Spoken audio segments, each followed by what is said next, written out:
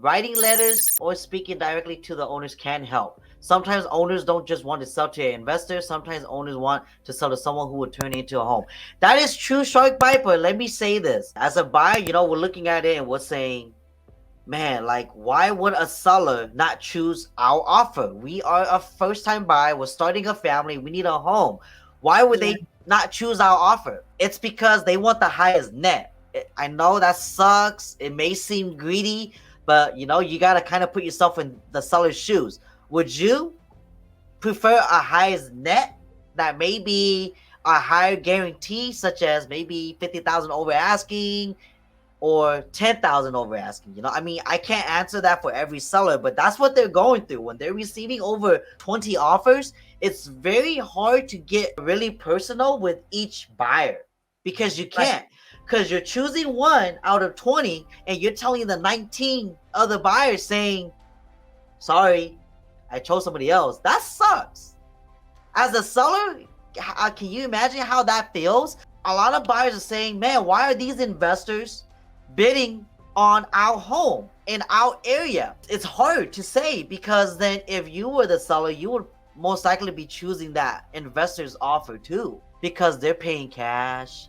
They're paying more, and everybody still has to pay their bills. Everybody still has to use that money to put a down payment on their new home. And guess what? When they do that, they got to compete now with that same investor that probably bought their home. You know what I mean? So, like, it sucks, but that's really the reality. If you're thinking about it right now, that's what's going on. It's just going in circles, and it really, really sucks. With investors right now, we've talked about the eviction moratorium. Yes, it's been lifted, but the courts are so inundated. So they have tenants that are in here. They are paying rent. They're not paying market rent. And the landlord just wants to sell it. But it comes with a tenant. So that's the other reason why they need another cash buyer that doesn't have to do that. And sometimes the tenants aren't too friendly about allowing inspections or appraisers to come in. Is that ethical? That's questionable. Personally, I don't think it's nice, but we can't control what people do. And remember, when the seller sells, especially if they're an investor, they're going to get capital gain tax. Okay. And there's a whole lot to that buying. They're actually not making as much as most people would think. They're making a good amount.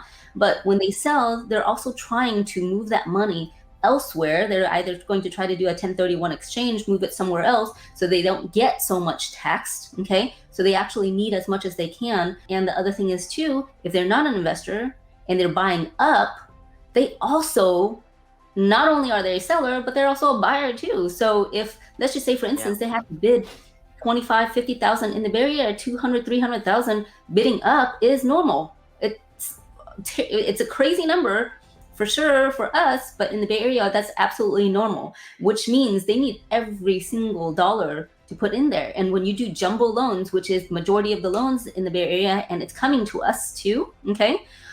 There's reserves you have to have on top of your down payment, on top of your closing costs. So there's a lot of things that come into play. This is a very emotional time for sellers, a very emotional time for buyers too. We totally, absolutely, completely get that. But this is the reason why, Chia, and I reiterate, know your numbers, know your situation, know your finances. So you're coming in with the right expectations. It'll be disappointing still, don't get me wrong, because the market is the market. We can't change that. But it'll be less disappointing when you know what you're up against.